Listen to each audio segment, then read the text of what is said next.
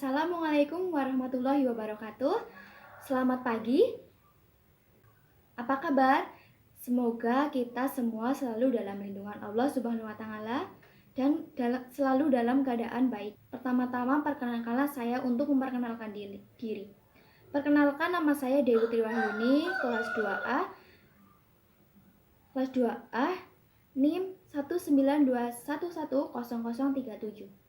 Di sini saya akan menyampaikan materi tentang menceritakan kembali isi cerita rakyat.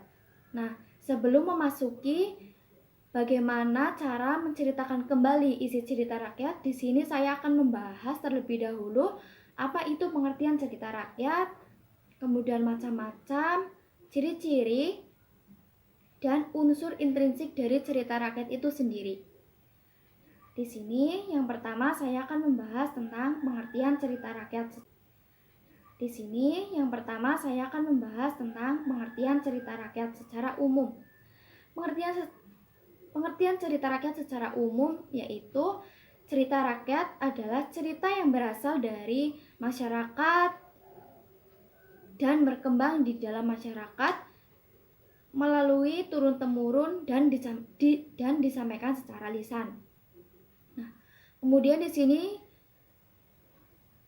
ada juga penjelasan mengenai pengertian cerita rakyat menurut ahli. Yang pertama menurut Suripan. Cerita rakyat menurut Suripan, macam-macam cerita rakyat. Yang pertama ada fabel, kemudian cerita yang diwariskan secara turun-temurun dan dari generasi lama ke generasi yang baru dan disampaikan secara lisan. Kemudian menurut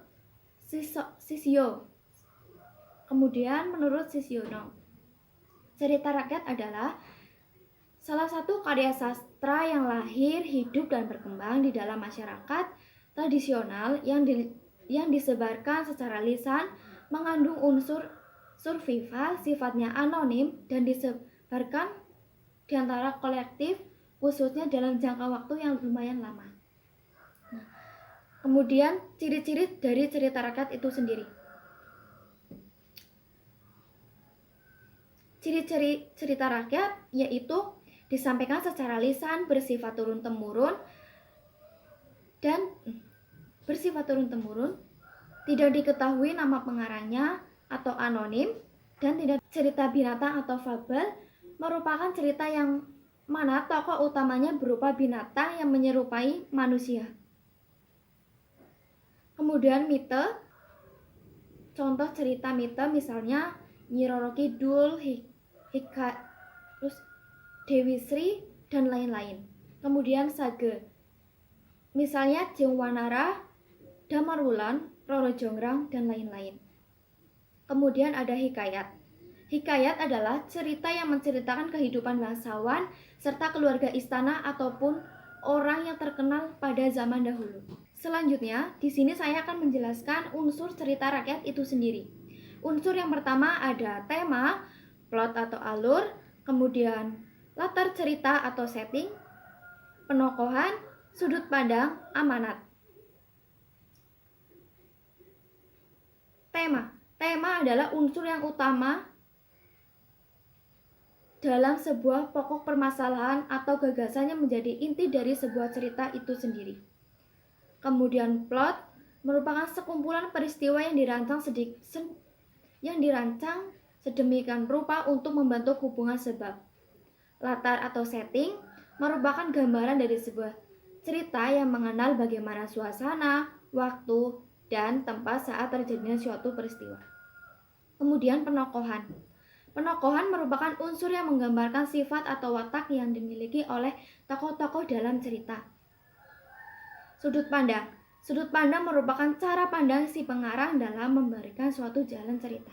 Yang terakhir adalah amanat. Amanat adalah pesan moral yang ingin disampaikan pengarang kepada para pembaca. Yang selanjutnya, bagaimana cara menceritakan kembali isi cerita rakyat? Yang pertama, dengarkan atau baca cerita rakyat dari awal sampai akhir secara saksama. Jangan membaca dengan cara melompat-lompat. Nah, itu dapat mengganggu konsentrasi dalam menyusun atau mengurutkan cerita rakyat itu sendiri. Kemudian yang kedua, catatlah tema, tokoh, alur, dan latar, kemudian amanatnya juga. Ini akan membantu kamu dalam menceritakan kembali isi cerita rakyat dengan sangat mudah. Kemudian yang ketiga, catat semua peristiwa, alur yang terdapat dalam cerita yang secara garis besarnya saja. Kemudian yang terakhir, ceritakan kembali isi cerita rakyat dengan kalimatmu sendiri, namun harus sesuai dengan isi dan urutan cerita yang kamu dengar atau baca. Tokoh dan latar cerita yang kamu ceritakan juga harus dengan tokoh dan latar cerita atau dongeng yang didengar atau dibaca kalian. Demikianlah penjelasan tentang materi cerita rakyat. Semoga bermanfaat. Terima kasih atas perhatiannya. Wassalamualaikum warahmatullahi wabarakatuh.